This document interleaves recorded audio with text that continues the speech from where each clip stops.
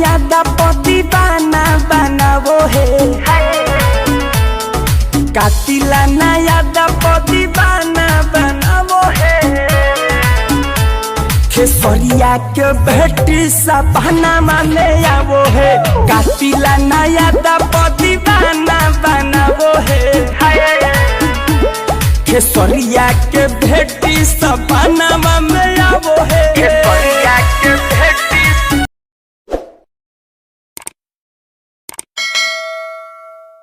नमस्कार, प्रणाम आप सबके भाई अखिलेश कश्यप। बात ये रहे कि हम लोग तनी भइल जवन भी भइल तनी दिन खातिर अंधविश्वास हो गई हमनी के बीच में, और ये बात इतना फैल गई कि अब भाइयों के दोस्त ना रहे कि कोई हमारा कि इहे धमकी देश भइल ऐसा कि कोई फाइनो देता केहू अपनो आदमी देता भइयों के यहाँ तो हमारे के पड़ी उनका कोनो बड़ बात नहीं किया भैया कि हम फिर बानी भैया हमारे के हमारे सही बात तेजी ले खत्म किया हमनी के।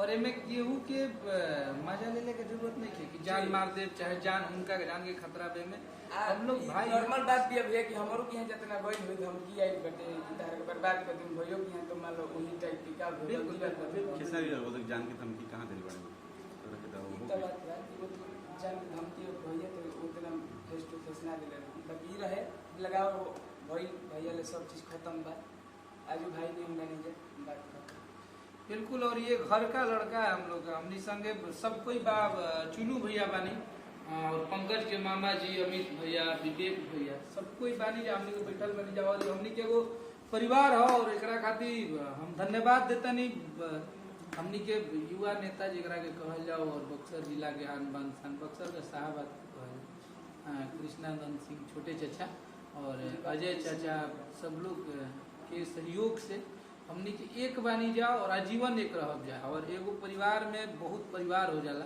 तो मैं खटपट होला तो बिल्कुल सब कुछ जब हो गया सब लोग सही है तो सही है। और ये भाई है इसको आप लोग सपोर्ट करिए। और पंकज से हम यह कहब कि नीमन गाओ मेहनत करो जरूर एक दिन कोनो दबाव नहीं है ना पंकज, दबाव का बात एकदम ना दिल वाली बात बस यही है कि कोई दबाव नहीं। बस हाँ बोली पंकज जौन बा सब क्लियर बा भैया हमारे बाकी बात ये बढ़ गई रहे भैया की समझला ना भैया कि हम पहले ना हो गेल ना एकदम क्लियर हो भैया लोगों समझो कि केहू के धमकी ना देवे जाओ बात एकरा में दूसरा के मजा लेला के जरूरत नहीं है। सबसे पहले वो यूट्यूबर लोग के हमनी के कह देते नहीं जा कि तनकी 80 रुपया कमाए खातिर तिल के ताड़ मत बनाई जा आप सब। एकरा में हमनी के समाज में कितना गंदा प्रभाव जाता। अब हो सकता पंकज ने गलती किया, अखिलेश कश्यप ने गलती किया, ये गलतियां आप लोग इतना बढ़ा चढ़ा के बता दिए कि समाज में और भी लोग इसको करने के लिए सोचने लगेंगे। तो आप लोगों का काम यूट्यूबर लोगों का कि सही चीज बताइए। सबसे बड़ा बात होला कि माफी के स्वीकार कर जाला तो बहुत बड़ दिल होला। और यूट्यूबर के मतलब ये होला कि ना वो खेसारी भैया के यूट्यूबर होकर तो ओकरा के बढ़ा चढ़ा के खेसारी लाल यादव ने ये कर दिया वो कर दिया, पंकज सिंह ने ये कर दिया। एकरा में ऐसा समस्या पैदा हो रही है कि दो परिवार अलग होत रहा।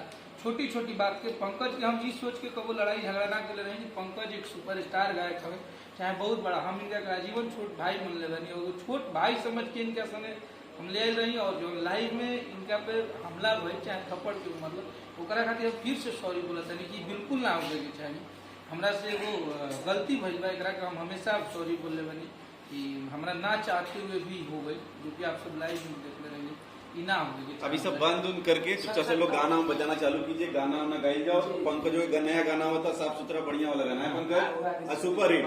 जितना विवाद में पंकज का वीडियो चला है, अगर उतना विवाद में